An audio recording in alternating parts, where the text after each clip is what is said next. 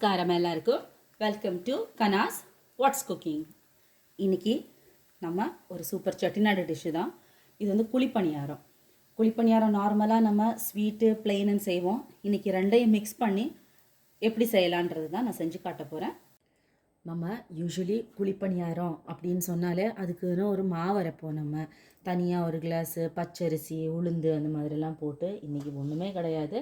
நான் வந்து நம்மளோட இட்லி மாவு, இட்லி முதல்ல எடுத்தால் இட்லி அப்புறமா தோசைன்னு சொல்லுவோம் இல்லையா, அந்த மாவு தான் நான் எடுத்திருக்கேன். நான் இதில் நம்ம எப்படி குழிப்பணியாரம் செய்ய போகிறது அப்படின்றது தான் பார்க்க போகிறோம்.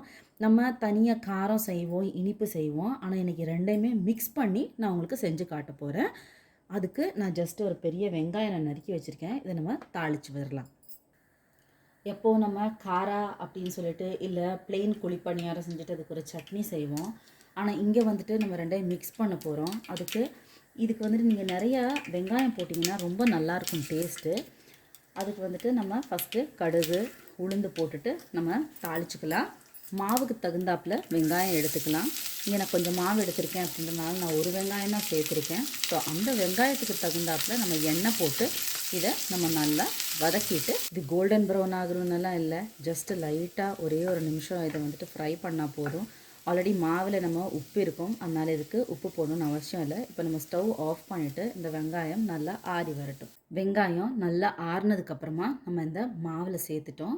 இந்த பக்கம் நான் ஒரு வெல்லம், அந்த அச்சு வெல்லம் வரும் இல்லையா, அதை நான் வந்துட்டு இங்கே கொஞ்சம் திக்காக பாகு காய்ச்சி வச்சுருக்கேன். நான் உங்களோட ஸ்வீட்டு எவ்வளோ தேவையோ அந்த அளவுக்கு நீங்கள் இதை பாகு சேர்த்துக்கோங்க. பாகை வந்துட்டு நம்ம இதில் ஆட் பண்ணிடலாம். நம்ம வந்துட்டு ரொம்பவும் ஸ்வீட்டாக இருக்காது, அதுக்காக ஸ்வீட் இல்லாமலும் இருக்காது.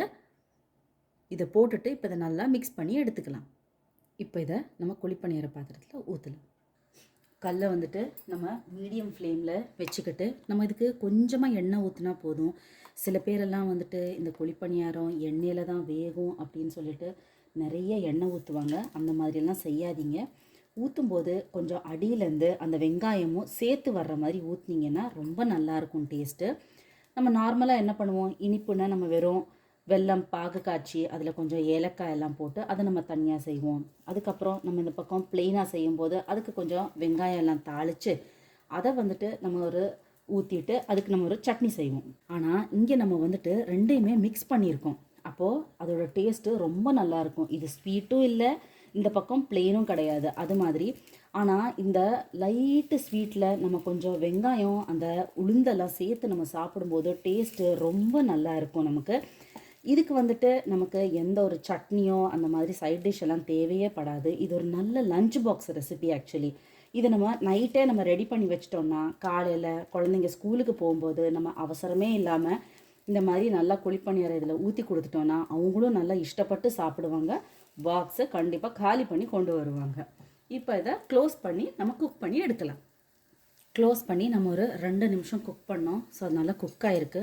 இது திருப்புறதுக்குன்னு ஒரு உடன் ஸ்டிக் வரும், அது இல்லாட்டினா நீங்கள் இந்த மாதிரி ஃபோர்க் யூஸ் பண்ணலாம். பின்னாடி வந்துட்டு இதை ஜஸ்ட்டு நம்ம ஆயிலில் டிப் பண்ணி எடுத்துட்டோம்னா இது வந்து உங்களுக்கு ஈஸியாக இருக்கும். இந்த மாதிரி செய்யும் போதே அது வந்துடும்.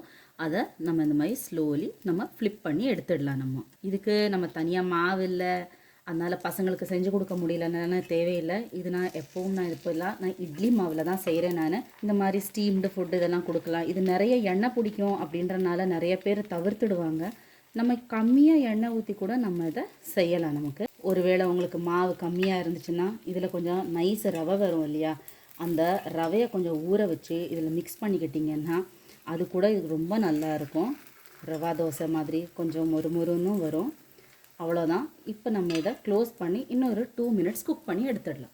இட்லி தோசை மாவு தான், அதனால் கொஞ்சம் கட்டியாக வச்சுக்கிறாம தோசையை விட கொஞ்சம் இந்த மாதிரி தண்ணியாக வச்சுக்கிட்டிங்கன்னா உங்களுக்கு ஈஸியாக இருக்கும் ஊற்றுறதுக்கு. அட் த சேம் டைம் நமக்கு சாஃப்டான குழிப்பணியாரமும் கிடைக்கும். அவ்வளோதான்.